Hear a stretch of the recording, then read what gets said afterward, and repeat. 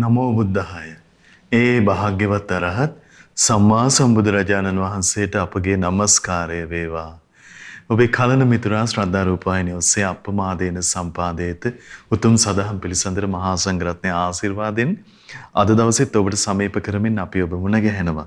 ඉතින් අපි පළමුවෙන්ම ගුරු දෙවිඳුන් වන්දනමාන කරගනිමු. ඒත් එක්කම අපට අනුකම්පාවෙන්ම මේ උතුම් සදහම් පිළිසඳර පිණිස වැඩමවා වදාළ ගරුතර මහා සංඝරුවන අපගේ පින්වත් ස්වාමින්ද්‍රයන් වහන්සේ අපි හැමදෙනාම දෙපා නැමද ආදර ගෞරවයෙන් පිළිගනිමු. ස්වාමීනි අපගේ নমස්කාරය වේවා.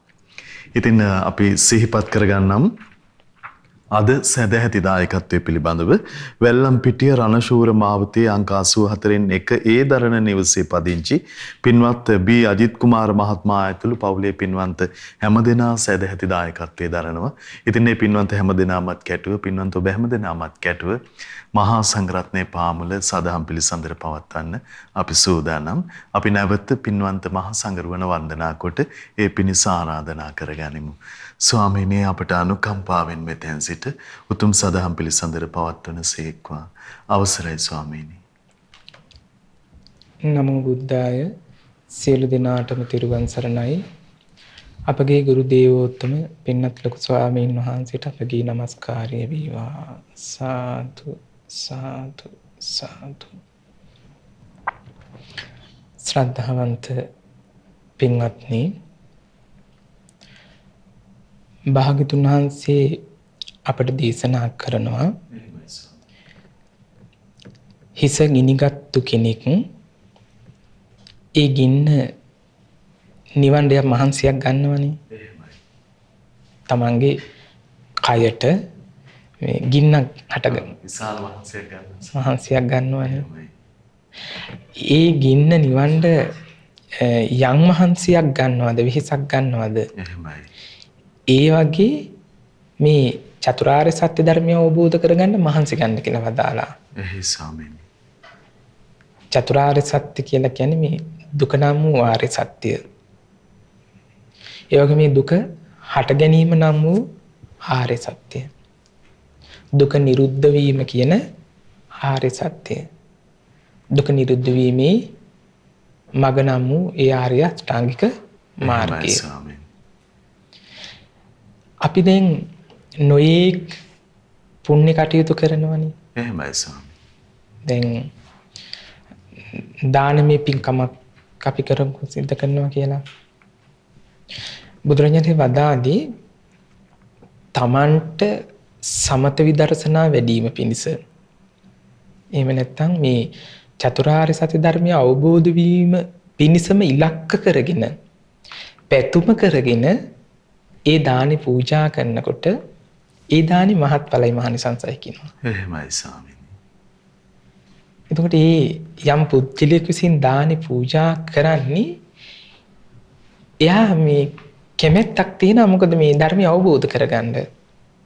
ධර්මය අවබෝධ කරනවා කියන්නේ මේ ඉපදෙන්න මෙරෙන සසර ගමනින් නිදහස් වෙන්න. එහෙමයි. ඒක තමයි පැතුම. එහෙමයි. ඒක තමයි ඉලක්කය. එහෙයි.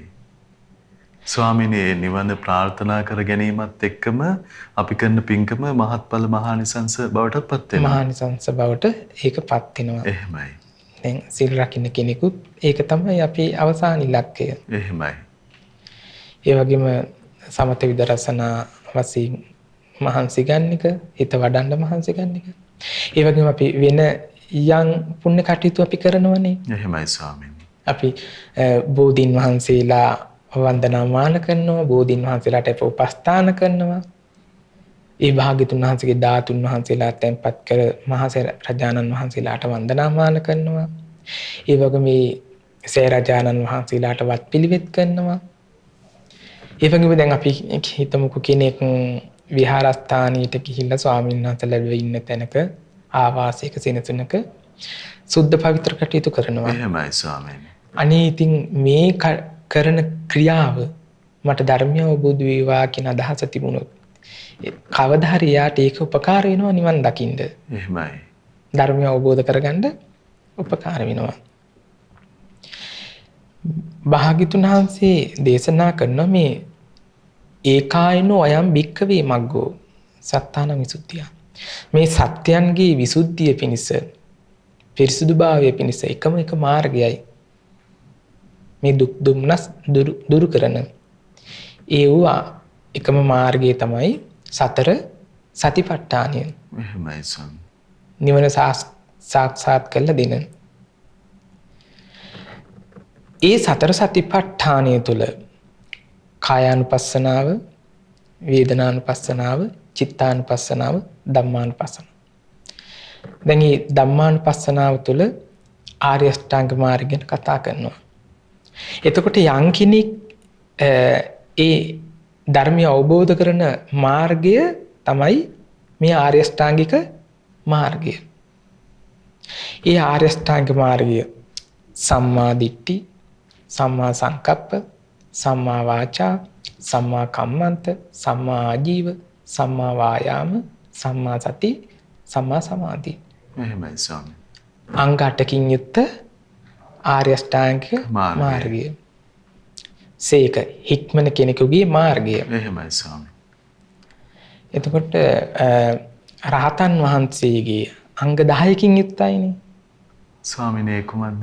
විමුක්ති ඥාන දර්ශනකින් අංග දෙක එකතු වෙනවා. එහෙමයි ස්වාමී. අරහතේටපත් වුණා කියලා ඥාන දර්ශනය පහළ වෙනවා. අවබෝධ කළා කියලා. එහෙමයි. දැන් ඒ ආර්ය අෂ්ටාංග මාර්ගයේ ගමන් කරන කෙනෙකුට දැන් ඒ කායනෝ මාර්ගයේ ගමන් කරන කෙනෙකුට වීරියක් උත්සාහයක් ගන්න ඕනේ මේ ධර්ම මාර්ගයේ ගමන් කරනකොට ධර්මය අවබෝධ කරගන්න. දැන් යම් කුල පුත්‍රයෙක් ගිහි ජීවිතය අතහැරලා බුද්ධ ශාසනයේ මහාන වෙනවා. එහෙමයි.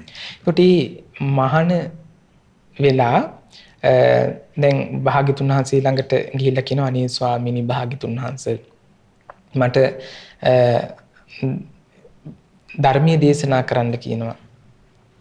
භාග්‍යතුන් වහන්සේ ධර්මයේ දේශනා කරලා විවේක තැනකට යනවා. කියන්නේ දුර ඈත ආරණ්‍යයකට. එහෙමයි. වනගත ප්‍රදේශයකට. එහෙයි. ඒ භාග්‍යතුන් වහන්සේ අසාගත්තු දැනගත්තු දේ ඒ ධර්මයේ ප්‍රගුණ කරනවා.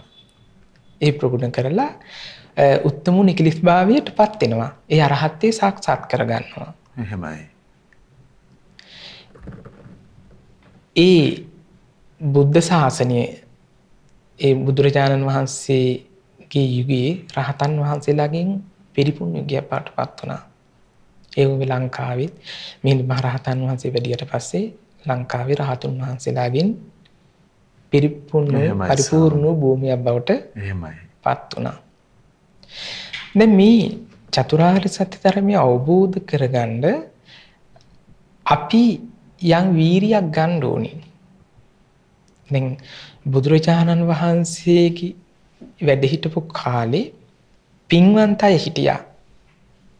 භාග්‍යතුන් වහන්සේ ධර්මයේ දේශනා කරනද එසැනින් රහත්ත්වයටපත් වෙනවා. දැන් බාහ්‍ය දාරුචීරිය සුපාරක පටුනේ ඉඳලා බොහෝ දුර ගෙවාගෙන බුදුරජාණන් වහන්සේ ළඟට ආවනේ. එහෙමයි.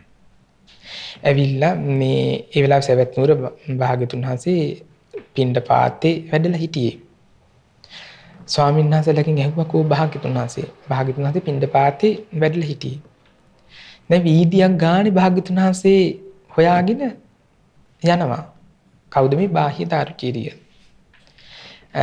ඉතින් භාග්‍යතුන් වහන්සේ පිණ්ඩපාතේ වඩනකොට අතර මගදී හමු වුණා. අනේ භාග්‍යතුන් වහන්සේ මට ධර්මයේ දේශනා කරන්න කියනවා. කියනවා මේ බාහ්‍ය දාරුචීරිය මේ දැන් බණ කියන වෙලාව නෙමෙයි.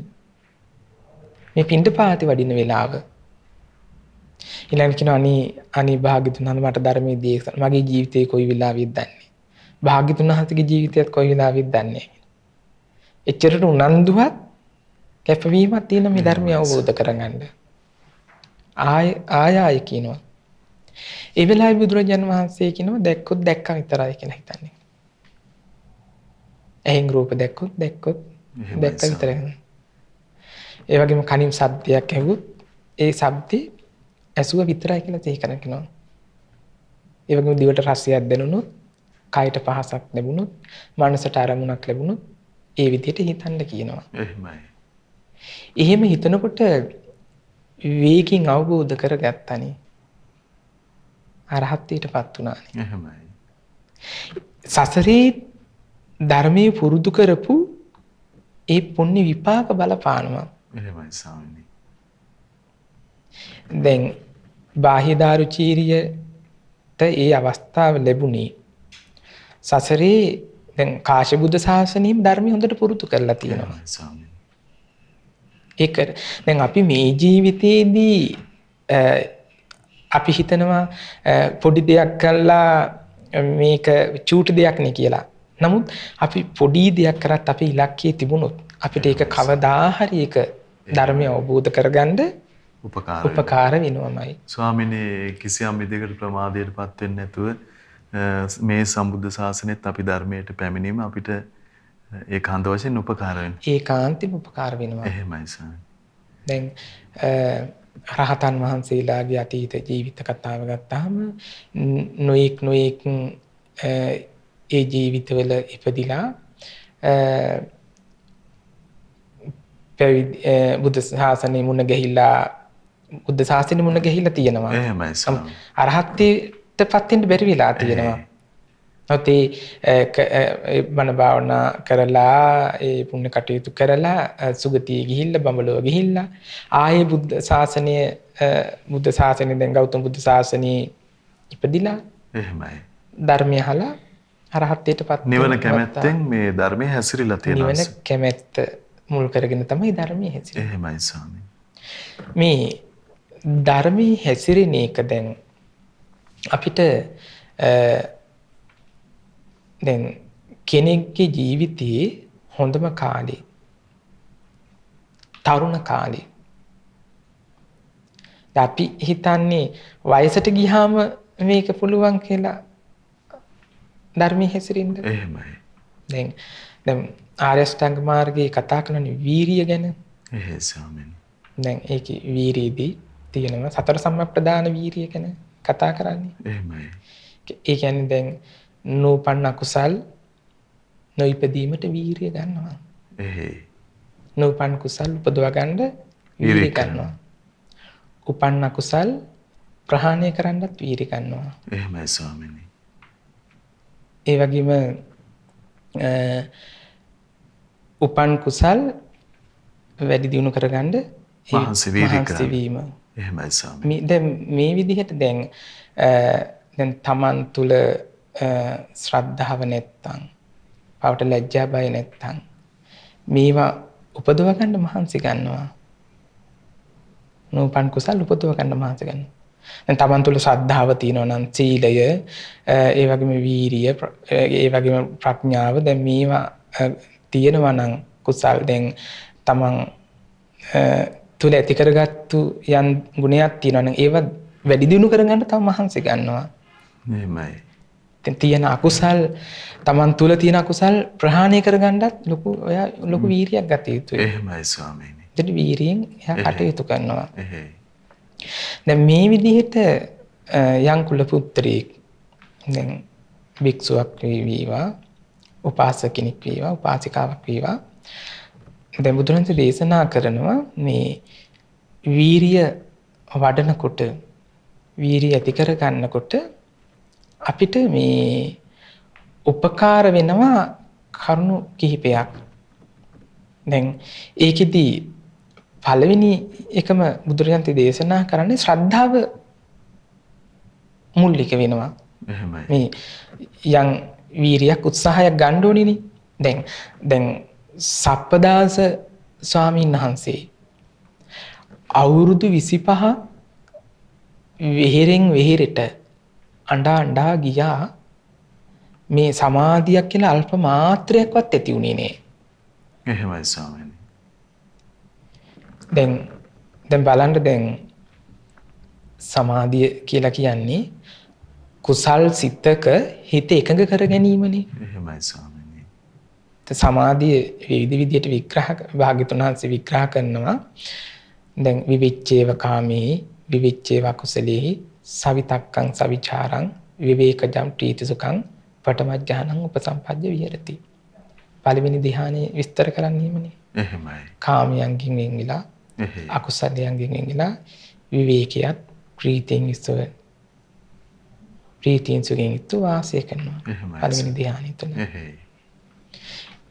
එහෙම සමාධියක් මේ ඇසුරු සෙනග ගහන මොහොතක්වත් ඇති කරගන්න බැරි වුණා මේ සප්පදාස ස්වාමීන් වහන්සේට.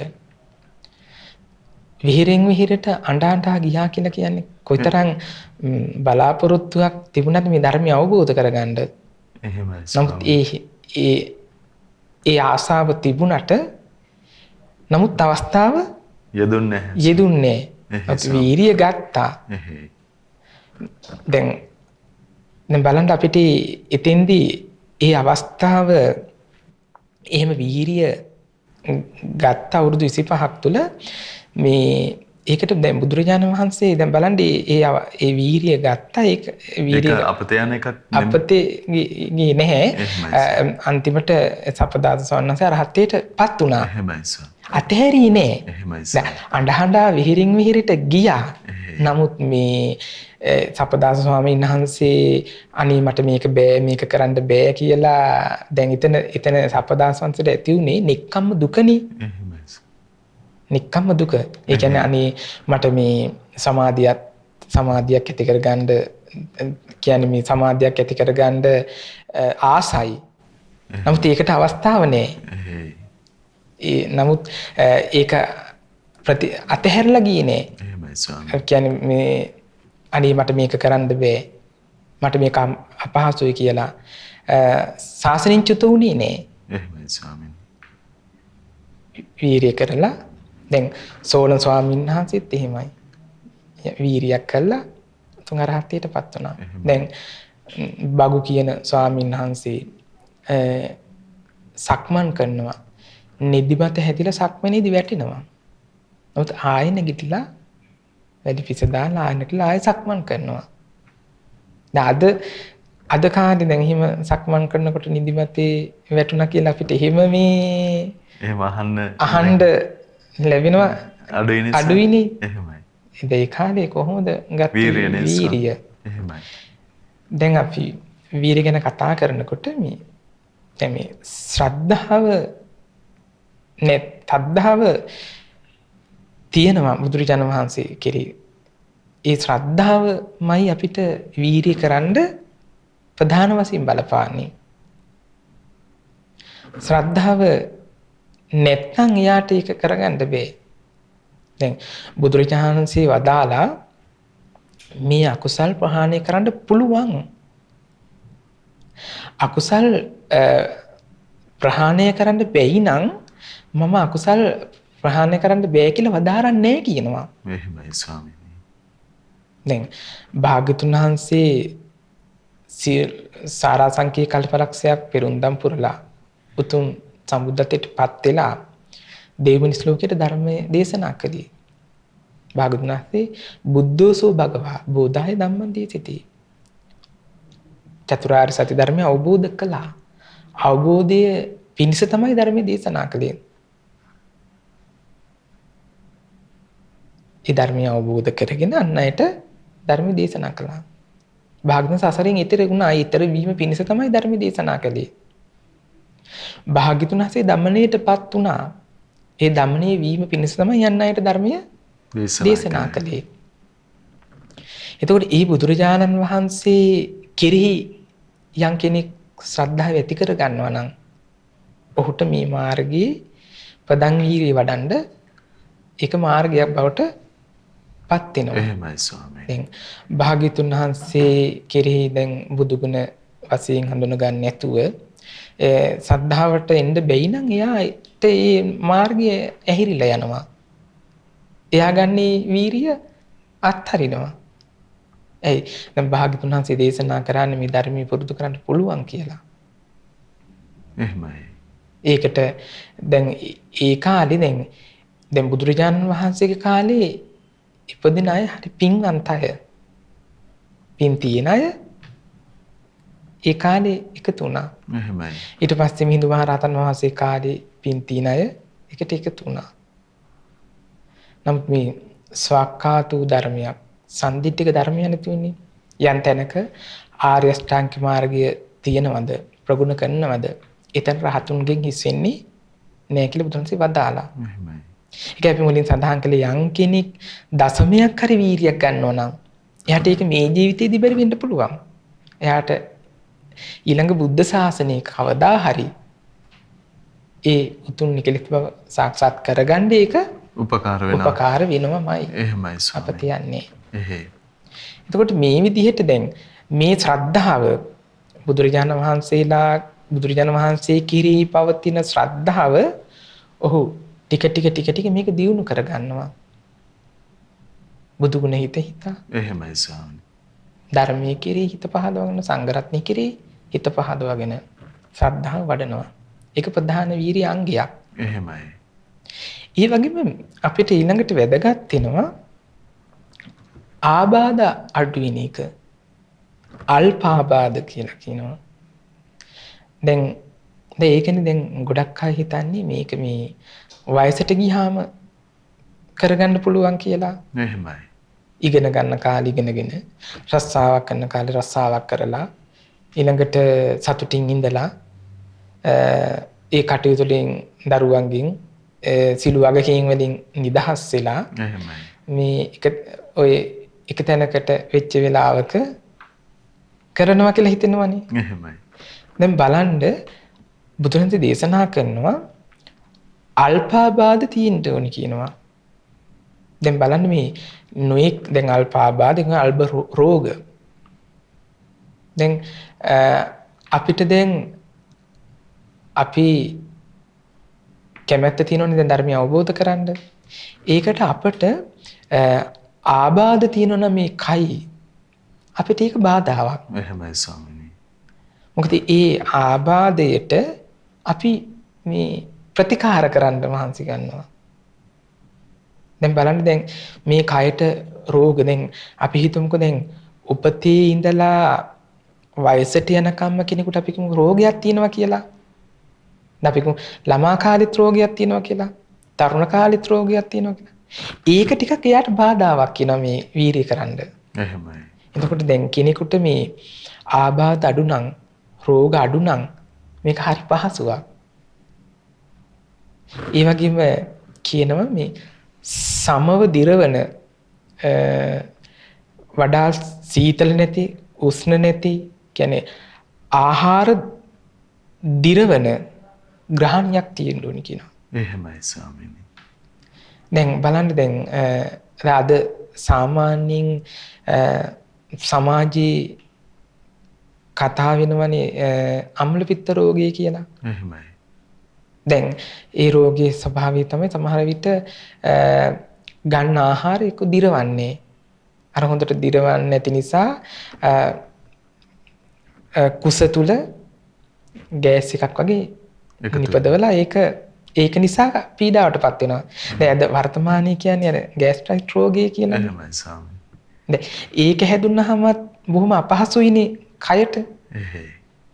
දැන් බලන්න දැන් බුදුරජාණන් දේශනා කරේ සීතල දෙයක් වෙන්න පුළුවන් කියන මේ දානෙට ගන්නි. උෂ්ණ දෙයක් වෙන්න පුළුවන්. එහෙමයි. එතකොට දැන් මේ අපිට කය පවත්තගෙන යන්න ආහාරයක් ඕනිනේ. එතකොට අපිට ලැබෙන ආහාර වේල අර කිව්ව කරකස අමිහිරි රළු දෙයක් වෙන්න පුළුවන්. එහෙමයි. සමහර විට ප්‍රණීත දෙයක් වෙන්නත් පුළුවන්. නමුත් මේ ගන්න ආහාරය හොඳට දිරවනවා නම් ප්‍රධාන වීර්ය කරන්න ඒක පහසුවක් වෙනවා. එහෙමයි ස්වාමීනි. මේ ධර්මයේ මේ වීර්ය කරන්න උපකාර වෙන එකක් මේක.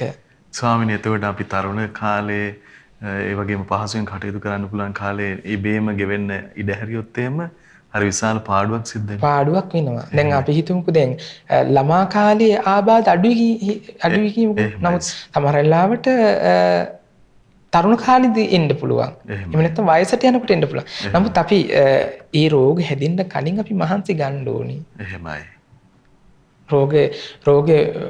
දැන් රෝග අඩුවීම මේක හරි පහසුවක් කියනවා. එහෙමයි. දැන් ඒකයි දැන් අපිට වයසට යනකොට අපි කය දිරන ස්වභාවය තියෙන්නේ. දැන් බලන්න අද වර්තමානයේ විවිධ රෝග තියෙනවනේ. විවිධාකාර රෝග තියෙනවා. එහෙමයි ස්වාමීනි. ඇහි රෝග, කනේ රෝග, නොඑක ආකාර විවිධ නම් වලින් අද රෝග හඳුන්වනවනේ. එහෙමයි. දියවැඩියාව කියනවා. එහෙයි ස්වාමීනි. කොලෙස්ටරෝල් කියනවා. එහෙයි. ඒ වගේම බගන්දරා රෝගය, පිළිකා රෝගය, ඒ වගේ රෝග. දැන් මේ රෝග හැදුනහම මේ අය විඳින දුක එහෙමයි. මානසිකත් ඇතිවෙනවනේ සමහර අය. එහෙමයි ස්වාමීනි. කය ගිලන් වුණාම මනසෙනුත් ඇතිවෙනවා.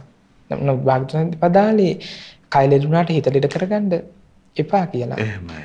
මේකෙදි බුදුරජාණන් දේශනා කරන්නේ මේ ප්‍රධාන වීරිය වඩන්න මෙන්න මේ ආබාධ අඩු එක, ඒ වගේම මේ රෝග අල්ප රෝග අඩු එක. නැත්නම් මේ රෝග කියන එක නැත්තටම නැති වෙන්නේ. එහෙමයි ස්වාමීනි.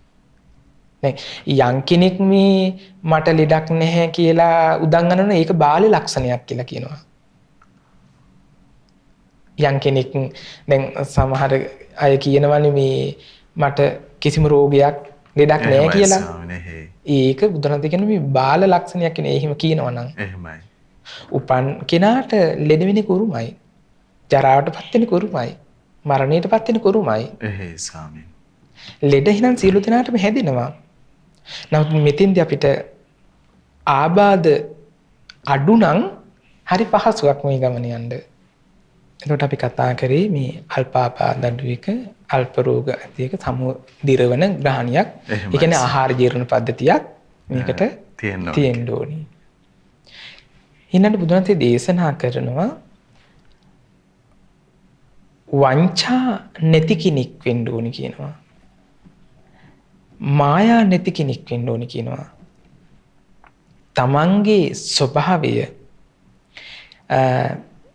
බුදුරජාණන් වහන්සේට ප්‍රකාශ කරන්න ඕනි.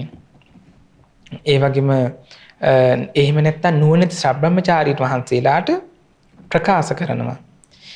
දැන් ඒ කියන්නේ දැන් තමන්ට දැන් බුදුරජාණන් වහන්සේ ළඟට ගිහිල්ලා භාග්‍යතුන් වහන්සේ ළඟට ගිහිල්ලා බොරු කරන්නේ. එහෙමයි ස්වාමීනි. කියන්නේ එකක් නමුත් අභ්‍යන්තරේ තව එකක් තියෙන්නේ. එහෙම නෑ. මායාකාරී ස්වභාවයක් පාන්නේ. තමන්ගේ ස්වභාවය ඇත්ත ඇති සැටියෙන් ප්‍රකට කරනවා. දැන් අපි හිතමුකෝ දැන් මෙහිම දැන් බලන්න දැන් වංගීස ස්වාමීන් වහන්සේට දැන් පිණ්ඩපාතේ වඩිනකොට රාගය හටගත්තා. එහෙමයි ස්වාමීනි. දැන් බුදුරජාණන් වහන්සේට කියනවා මේ අනේ භාග්‍යතුන් වහන්සේ මේ මට රාගය හට ගන්නවා කියලා. එහෙයි. ඒ වුණේ දැන් දේශයෙන් බැට කනවා, මෝහයෙන් බැට කනවා. දැන් අකුසල් වලින් පීඩා විඳිනවා. දැන් මේ ධර්මාර්ගයේ ගමන් කරනකොට එක ගැටලු කරදර බාධා එනවා. ඒවා තමන්ට අනුශාසනා කරන, ඒ වගේම ධර්මයෙන් අනුග්‍රහ කරන කල්යාණ මිත්‍ර ස්වාමීන් වහන්සේලා ඉන්නවනේ. ඒ ස්වාමීන් වහන්සේලා ළඟට ගිහිල්ලා හම්බෙලා කතා කරනවා. එතකොට මේ කතා කරනකොට මේ තියෙන ගැටලු වලට මේ විදිහට කරන්න. අකුසල් එනකොට මේ අකුසල් ප්‍රහාණය කරන්න මේ විදිහට ධර්මයෙන් කරුණු පෙන්වලා දෙනවා. දැන් අපි මේ විදිහට දැන් ඔන්න කෙනෙක් ඉන්නවා ස්වාමීන් වහන්සේලා ළඟට ගිහිල්ලා ස්වාමීන් වහන්සේ අපි කැමති භාවනා කරන්න කියලා අනේ කියලා දෙන්න කියලා කියනවා. එතකොට ඒ ස්වාමීන් වහන්සේ කියනවා මේ විදිහට කරන්න ශ්‍රද්ධාව ඇති කරගෙන මේ පවට ලැජ්ජා බය ඇති කරගෙන මේ අකුසලින් දුරු වෙලා කුසල් වඩලා සතිපට්ඨානිය ප්‍රගුණ කරන්න ඕනේ කියලා කරුණු කියලා දෙනවා. නමුත් ඒ කියනවා නමුත් ඒවා කරන්නේ කරන කෙනෙක් විදිහට බොරුවට ඇවිදින්න කරුණු කතා කරන්න නැතින්න පුළුවන්. අර එතකොට එහෙම වංචා කරන කෙනෙක් බොරුවට භාවනා කරනවා කියලා බොරුවට හංගවනවා නම් ඒ මායාකාරී ස්වභාවය එහෙම මායාකාරී ස්වභාවය නැති කෙනෙකුට මේ ධර්ම මාර්ගයේ ඉස්සරහට යන්න පුළුවන්. එහෙමයි ස්වාමී. අපේ මාර්ගේ වඩන්න සුදුසුකම් ඒ විදිහට හදා ගන්න ඕන ස්වාමී. මායාවෙන් බැහැර වෙන්න ඕනද? මායාවෙන් බැහැර වෙන්න. එහෙමයි. වංචාවෙන් එහෙමයි. බැහැර වෙන්න ඕනි. එහෙයි ස්වාමීනි. දැන් ඒ ඇත්ත ඇති සැටියෙන් දැන් බලන්න දැන් ඒ කාලේ හිටියා දැන් බලන්න දැන් ඔය අනුරාධපුර යුගයේ එහෙම ඒ කාලේ ඉඳලා තියෙනවා දැන් සමහර ස්වාමීන් වහන්සේලා ඉඳලා තියෙනවා මේ දැන් බුද්ධ ශාසනයේ දැන් මේ පිළිවෙත් පුරන්න මේ අරතිය වගේ ඇති වෙලා මේ සමහර විට ඒ ස්වාමීන් වහන්සේ සිවුරු ඇරලා යන්න සූදානම් වෙලා ඉන්නවා. එතකොට සූදානම් වෙලා ඉන්නකොට මේ ඒ තමන්ගේ ආචාර්යයන් වහන්සේට කියනවා. එතකොට ඒ ආචාර්යයන් වහන්සේ කියනවා දැන් අපිට එහෙම සමහර තැන්වල හම්බෙලා තියෙනවා. මේ එහෙනම් මගේ මේ කුටිය මට වැඩ ඉන්න කුටිය හදන්න කියලා කියනවා. එහෙමයි. එතකොට දැන් අර ස්වාමීන් වහන්සේ එතකොට කුටිය හදලා ඉවරලා එහෙම යන්න කියලා කියනවා. එහෙම කියනකොට දැන් ඒ කුටිය අපි මාස 3ක් ගත වෙනවා කියලා. ඒ මාස 3 ඒ කුටිය හදනකොට දැන් මේ ගුරුවරයා උදෙසා කුටිය හදන්නේ.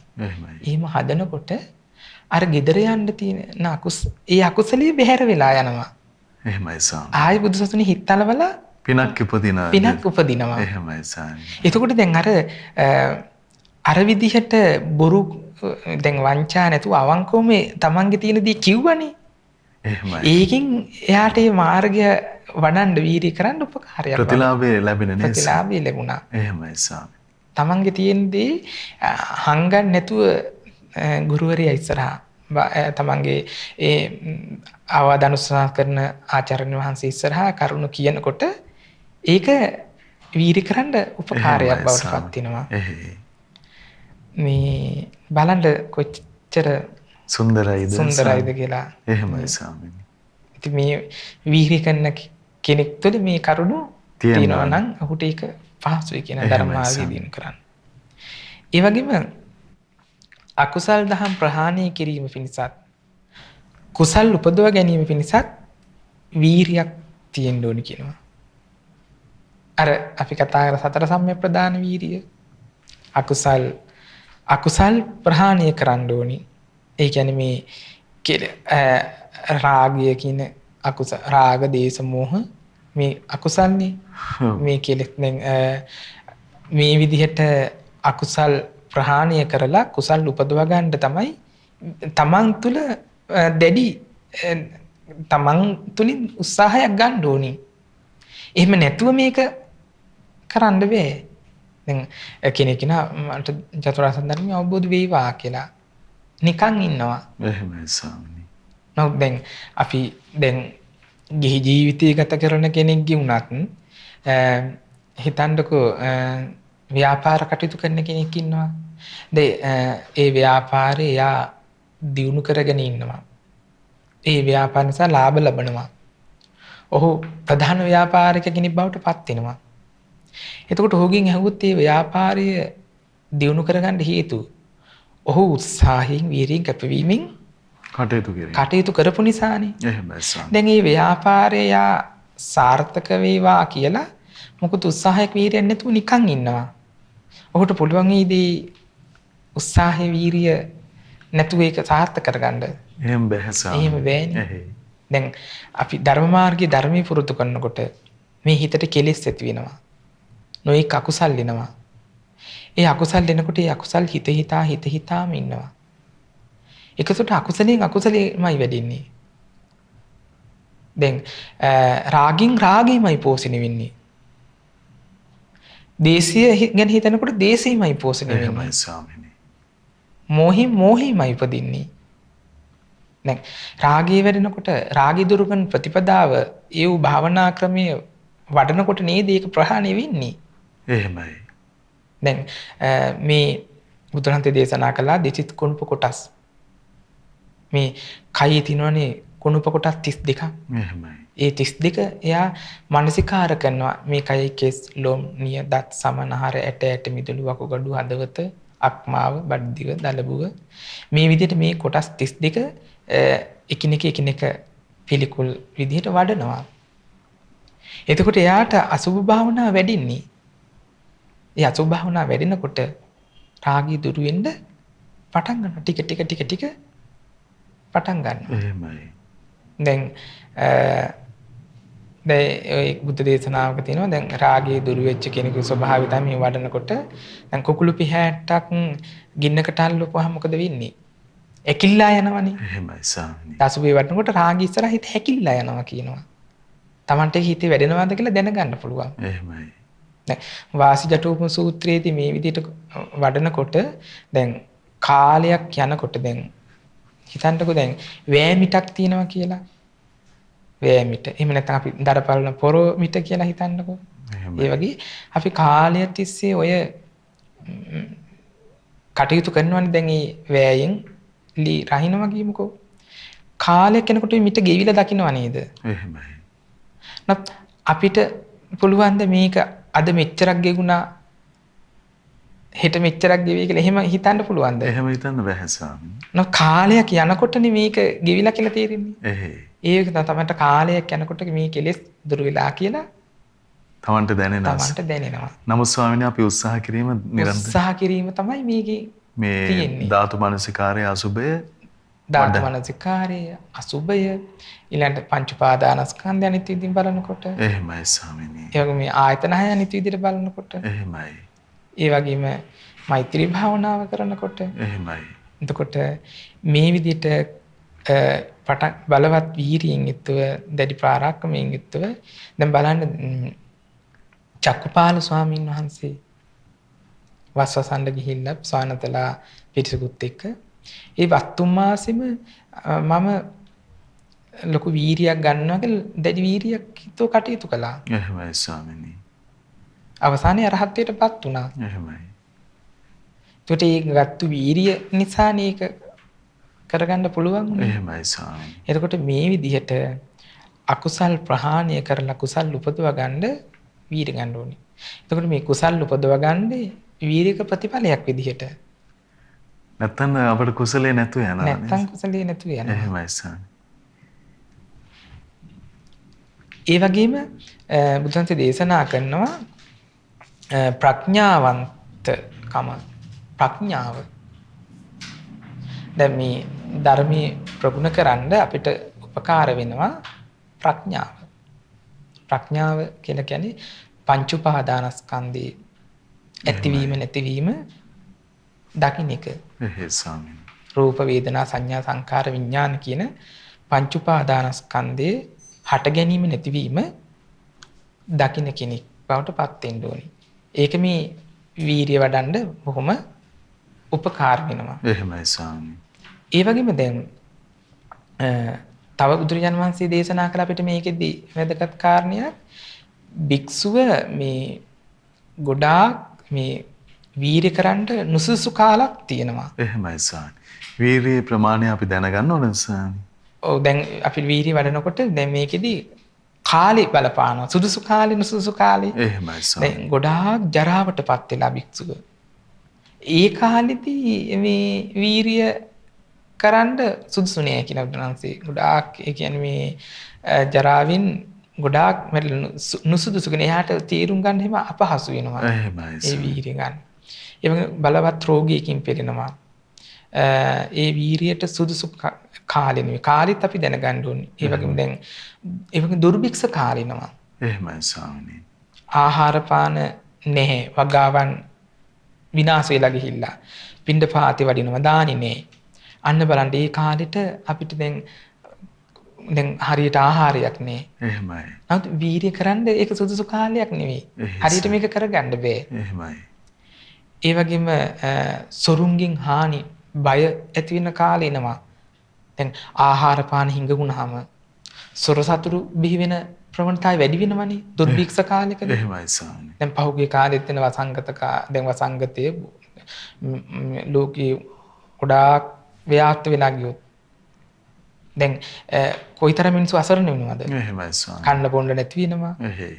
එතකොට හොරු බිහි වෙනවා. සමහරට මිනිස්සු මරන්න පුළුවන්. ඒ මරලා තමන්ගේ තියෙන දේ ගන්න පුළුවන්. එතකොට දැන් ඒ සොර සතුරුත් එක්ක බයේ පැනලා දුවනවා. එතකොට අපිට වීරිය කරන්න ඒ සුදුසු කාලයක් නෙවෙයි ඒ කාලය. එහෙමයි ස්වාමීනි. ඒ වගේම තව කාල පරිච්ඡේදෙනවා. ඒ වගේම මේ දැන් සංඝයා අතමගි වෙන කාලෙනවා. එතකොට දැන් එකිනෙකා කෙරෙහි ස්වාමීන් වහන්සේ බැන ගන්න කාලෙනවා. තර්ජන කරගන්න කාලේ එනවා. එකිනෙකාට හෙලා දකින කාලේ එකිනෙකාකින් ඒ සානසල කෙරෙහි අපහැදුණු එහෙමයි ස්වාමී. කාලවකවානු වෙනවා. අන්න එතකොට පිරිස අතර අසමගි වුණොත් කාලේ නෙමෙයි. අපි කියමු දැන් ධර්මයේ පුරුදු කරන එක පිරිසක් ගිහි කණ්ඩායමක් ඉන්නවා කියලා. ඔය අතර ભેද බින්න හටගත්තොත් පුළුවන් ද මාර්ගය වඩන්න. බැහැ ස්වාමීනි. දැන් බුදුන්සේ දෙනවා සාමග්ගානං තපෝසුක සුඛා සංගස්ස සාමග්ගී. සාමග්ගානං තපෝසුක සමගි සංඝයාගේ වාසය හරිම සැපයක් කියලා වදාලා. ඒ තපසට ඒක සැපයක් කියනවා. එහෙමයි ස්වාමීනි. ඒ සීලයට ඒක මහා සැපයක් කියනවා. එතකොට අපිට මේ කරුණුත් අපි දැනගෙන ඉන්න ඕනි. එතකොට අනාගතේ මේව ඇති වෙන්න පුළුවන්. මේ නුසුසු කාලේ ඉන්න පුළුවන්. එහෙමයි. නමුත් දැන් මේකෙදි බුදුන් දේශනා කරනවා තරුණ කෙනෙක් ඉන්නවා. කළු කෙස් තියෙනවා. සොඳුරු යෞවන කාලේ ඉන්නවා කියනවා. මේක ප්‍රධාන වීරයට හොඳ කාලේ කියනවා. හොඳම කාලේ. තරුණ කාලේ. ඒ වගේම ආබාධ අඩු, අල්ප රෝග තියෙන. ඊළඟට හොඳට සීතල දේවල්, උෂ්ණ දේවල් දිරවන හොඳ ආහාර ජීවන පද්ධතියක් තියෙන. ඒක හොඳයි කියනවා. ඒ වගේම ආහාර සුලභව තියෙනවා. සරුසාර ඒ කියන්නේ ආහාර පාන වලින් හිඟයක් නෑ. ආහාර පාන තියෙනවා. පිණ්ඩපාතේ වැඩියද දාන ටිකක් ලැබෙනවා. එහෙමයි. ඒකට ඒ දානේ වළඳලා මේ Tamanට කුස පිරින්න ආහාර වළඳලා කය පවත්වා ගන්න ආහාරයක් ලැබෙනවනේ. එහෙමයි. ඒක සුදුසු කාලේ කියනවා.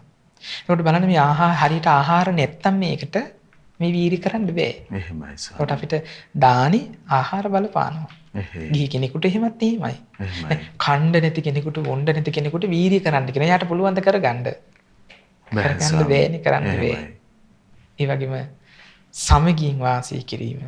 එකිනෙකාට ප්‍රිය ඇසින් බලමින් වාද විවාද නැතුව සුවසී වාසය කරන්නත් අපට අවස්ථාව යෙදෙනවා වීරි කරන්න. එහෙමයි. ඒකට අපිට මේ වීරිය බුද්ධ ශාසනයේ යම් කෙනෙක් කුල පුත්‍රයෙක් මේ ධර්මී ප්‍රතිඵල ලබනද යම් වීරියක් ගන්නවා නම් අපි තුල අපි දැනගත යුතු මේ දහම් කරුණු තියෙනවා. ඒකට මේ කරුණු අපිට ඒකාන්තයෙන්ම මේ ධර්මයේ ප්‍රගුණ කරන්න වීරිය ගන්න ඒකාන්තයෙන්ම අපිට උපකාරයි. ඒක උපකාර වෙනවා. එහෙමයි ස්වාමීනි. ඉතින් මේ කරුණු යම් කෙනෙක් මහන්සියක් උත්සාහයක් ගන්නවා නම් ධර්මයේ විපුලඵල ලබන්න මේ උතුම් දහම් කරුණු ඒ සියලු දිනාටම එක ලෙස හේතු වේවා.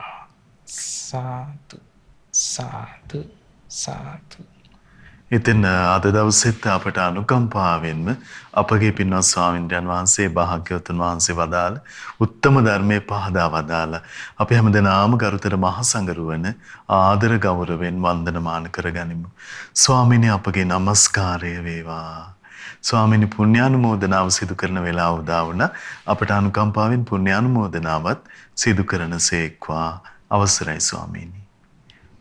පුණ්‍යානුමෝදනාව අද දින අපමාදේන සම්පාදිත ධර්ම දේශනාව සඳහා අනුග්‍රහය දරන්නේ වෙල්ලම්පිටිය රණසූර මාවතේ අංක 84 ඒ දරණ නිවසේ පදිංචි පින්වත් බී අජිත් කුමාර මහතා ඇතුළු සියලු දෙනා විසින් සියලු දෙවියන්ට පින් අනුමෝදන් කිරීමත් පින්වත් ලොකු ස්වාමීන් වහන්සේ ඇතුළු පින්වත් ලොකු ස්වාමීන් වහන්සේට පින් අනුමෝදන් කිරීමත් ඒ වගේම අපවත් වී වදාළ පූජ්‍ය පල්ලේ කිරුවේ ධම්මානන්ද ස්වාමීන් වහන්සේට පින් අනුමෝදන් කිරීමත් ඒ වගේම මිය පරලොව ගිය සියලු ඥාතීන්ට පින් අනුමෝදන් කිරීමත් දායකත්වයෙන් දරු සියලු දෙනා නමින් නන්නරින් උපකාර කර ඒ සියලු දෙනා නමින් මිය පරලොව ගිය සියලු ඥාතීන්ට පින් අනුමෝදන් කිරීමත් ඒ වගේම උපන් දිනයේ සමරන ඒ පුතණුවන්ට පින් අනුමෝදන් කිරීමත් ඒ වගේම දායකත්වයේ දරූ එම පවුල්වල සියලු පින්වතුන්ට නන් අයුරින් උදව් උපකාර කර සියලු දෙනාට තුන් චතුරාර්ය සත්‍ය ධර්මය අවබෝධ වීම පිණිසත් මහමෙවුනා වාසී සියලු පින්වත් ස්වාමීන් වහන්සේලාට ඒ වගේම අනගාരികා මෑණියන් වහන්සේලාට පැවිදි අපේක්ෂක දරුවන්ට පින් අනුමෝදන් කිරීමත් ශ්‍රද්ධා මාසික ධර්ම දාන සමාජිකින්ට තුන් චතුරාර්ය සත්‍ය ධර්මය අවබෝධ වීම පිණිසත්. ඉතින් අද දවසේ මේ ආකාරයට මේ රැස් කරගත්තා වූ සියලු පුණ්‍ය ධර්මයන් සම්දින්ති ප්‍රදාන ඒ වගේම සුමන සමන් දෙවියන් සියලු බ්‍රහ්ම කායික දෙවියන් පින් කැමැති සැප කැමැති සියලු දෙවියෝ මේ පින් අනුමෝදන් වෙත්වා. ඒ සියලු දෙවියන්ගේ ධාර්මික රැකවරණ ආශිර්වාදය ඔබ සියලු දෙනාට සලසා දෙත්වා. ඒ සියලු දෙවියන්ට උතුම් ධර්ම අවබෝධයේ පිණසම හේතු වේවා. ඒ වගේම පින්වත් ලොකු ස්වාමීන් වහන්සේටත් මේ පින් අනුමෝදන් වෙත්වා. පින්වත් ලොකු ස්වාමීන් වහන්සේට නිදුක් නිරෝගී සුවපත් භාවයේ පිණිසත් උතුම් ධර්ම අවබෝධයේ පිණිසත් මේ පින හේතු වේවා. අජිත් කුමාර මහතාගේ අප්‍රේල් මාස 21 වන දිනට මිය පරලොව ගිය වසර 24ක් සපිරුණු ධර්මසේන පියාණන්ට ඒ වගේම මේ මාස 18 වන දිනට මිය පරලොව ගිය වසර 11ක් සපිරුණු සිරිලතා මෑණියන්ට ඒ වගේම නිලන්ති පුෂ්ප කුමාරි බිරිඳගේ අප්‍රේල් මාස 21 දිනට මිය පරලොව ගොස් වසර 24ක් සපිරුණු නොබට් පියාණන්ටත් මේ පින් අනුමෝදන් වෙත්වා. ඒ වගේම දායකත්වයේ දරූ සියලු දෙනා නමින් නන්නාරින් උදව් උපකාර කර සියලු දෙනා නමින් මිය පරලොව ගිය සියලු ඥාතීන් මේ පින් අනුමෝදන් වෙත්වා. පරලෝ ජීවිත සුඛී සුපත් භාවයට පත් වේවා. සසර දුකින් නිදහස් වීම පිණිසම මේ පින හේතු වේවා. ඒ වගේම අපවත් වී වදාළ යපම්ම ශ්‍රී රම්‍ය විජයාරාම විහාරස්ථානයේ විහාරාධිපති වැඩ විසූ අපවත් වී වදාළ පූජ්‍ය පල්ලේ කිරුවේ ධම්මානන්ද නායක ස්වාමීන් වහන්සේට මේ පින් අනුමෝදන් වෙත්තා. උන්වහන්සේගේ පරලෝ ජීවිත සුඛී සුපත් භාවයට පත් වේවා. තුන් සසර දුකින් නිදහස් වීම පිණිසම මේ පින හේතු වේවා. ජූලි මාස 28 දින 26 වන උපන් දිනයේ සමරන නාමල් මදුසංක පුතුණුවන්ට ජූලි මාස 7 වන දින 20 වන උපන් දිනයේ සැමරූ පැතුම් මදුසංක පුතුණුවන්ට මේ මාස 7 වන දින 15 වන උපන් දිනයේ සැමරූ තිලින ප්‍රභාත් මදුසංක යන පුතුණුවන්ට දිනාටත් සහ සුජීවත සිටින මෑණියන්ටත් මේ පින් අනුමෝදන් වෙත්තා. ඒ උපන් දිනයේ සැමරූ සමරන ඒ සුජීව සිටින මෑණියන් ඇතුළේ සියලු දෙනාටම මේ පින් අනුමෝදන් වෙත්තා. ඒ හැම දිනම නිදුක් වේවා, නිරෝගී වෙත්වා, කායික මානසික සුවපත් වේවා. සුවසේ උතුම් ධර්මය අවබෝධ කරගන්න මේ පින හේතු වේවා. ඔක්තෝබර් 31 වන දින විවාහ දිවියට පාතබන වැඩිමහල් පුතුණුවන් වන නාමල් මදුසංක සහ සානිකා සුභාසිනී යන දෙපළට මේ පින් අනුමෝදන් වෙත්තා. ඒ දෙපළගේ විවාහ ජීවිතය සුවසේ සාර්ථක කර ගැනීමට තුනුරුවනි අනන්ත ආශිර්වාදයේ සිට සැලසේවා. දායකත්වයේ දරුව පින්වතුන් සහ එම් පවුලල සියලු දෙනාටමත් නන්නරින් උදව් උපකාර කර සියලු දෙනාටමත් උතුම් චතුරාර්ය සත්‍ය ධර්මය අවබෝධ වීම පිණිසම මේ පින හේතු වේවා. මහමෙවුනා වාසී පින්වත් ස්වාමීන් වහන්සේලා ඇතුළු අනගාരികා මෑණියන් වහන්සේලාටත් පැවිදි අපේක්ෂක දරුවන්ටත් මේ පින් අනුමෝදන් වෙත්වා. සුවසේ උතුම් චතුරාර්ය සත්‍ය ධර්මය අවබෝධ කරගන්න මේ පින හේතු වේවා. සද්ධා මාසික ධර්ම දාන සමාජිකයින්ටත් උතුම් ඒ වගේම ධර්ම ශ්‍රවණය කර ඔබ සියලු දිනාටමත් අප හැම දිනාටමත් උතුම් චතුරාර්ය සත්‍ය ධර්මය අවබෝධ කරගන්න මේ පින හේතු වේවා. සාදු සාදු සාදු. සියලු දෙනාටම තිරුවන් සරණයි. නමෝ බුද්ධාය. ඉතින් අපට අනුකම්පාවෙන්ම භාග්‍යවතුන් වහන්සේ වදාළ උත්තම ශ්‍රී සද්ධර්මයේ අපගේ පින්වත් ස්වාමින්දයන් වහන්සේ විවරණය කොට වදාලා. ඒ ශ්‍රී සද්ධර්මයේ ශ්‍රද්ධා රූප වාහිනිය ඔස්සේ මුළු මහත් ලෝකයටම දායාද කොටගෙන ධර්ම දානමේ පින්කම ලෙසින් අපි මේ මොහොතේ රැස් කරගත් මහත්ඵල මහානිසංස උත්තම පුණ්‍ය ධර්මය නොවලහාම අපගේ පින්වත් ස්වාමින්දයන් වහන්සේටත් අනුමෝදන් වේවා. උන්වහන්සේ පුණ්‍ය අනුමෝදනාවෙන් සුවපත් වේවා. පින්වත් ස්වාමින් වහන්සේට උතුම් චතුරාර්ය සත්‍ය ධර්මයේම අවබෝධ වේවා. සාදු සාදු සාදු. ඉතින් අද සදැහැති දායකත්වයේ දරන්නට යෙදුණු වෙල්ලම්පිටිය රණසූර මාවතේ අංක 84 එක ඒ තරණ නිවසේ පදිංචි පින්වත් බී අජිත් කුමාර මහත්මයා ඇතුළු පවුලේ පින්වන්ත හැම දෙනාමත් පින්වන්ත ඔබ හැම දෙනාමත් ඉතාම දයාවෙන් අපි සිහිපත් කරගන්නවා. ඉතින් පින්වත් ඔබටත් අවස්ථාව තිබෙනවා මේ උතුම් සදහම් පිළිසඳරෙහි සදැහැති දායකත්වයේ ලබා ගැනීමට 071 232 88 87 දුරකථන මාර්ගය ඔස්සේ පිළිබඳව තොරතුරු විමසන්න කියලා අපි ඉතාම දයාවෙන් ඔබට ආරාධනා කරනවා. එහෙමනම් අපමාදේන සම්පාදේත ඊළඟ සදහම් පිළිසඳර රැගෙන ඔබ මුණ ගැහිමේ අපේක්ෂාවෙන් සමුගන්න සූදානම් වෙන්නේ. ඉතින් රත්නත්‍රේ පාමුලට පැමිණ ජීවිත මනාකොට සුරක්ෂා කරගන්න කියලා අපි ඔබට ඉතාම දයාවෙන් ආරාධනා කරනවා. හැම දිනාටම සම්මා සම්බුදු සරණයි. නමෝ බුද්ධාය. මෙවැනි වටිනා ධර්මදේශනා නැරඹීමට ශ්‍රද්ධා YouTube චැනලය සබ්ස්ක්‍රයිබ් කර සීනුව ලකුණ ඔබන්න.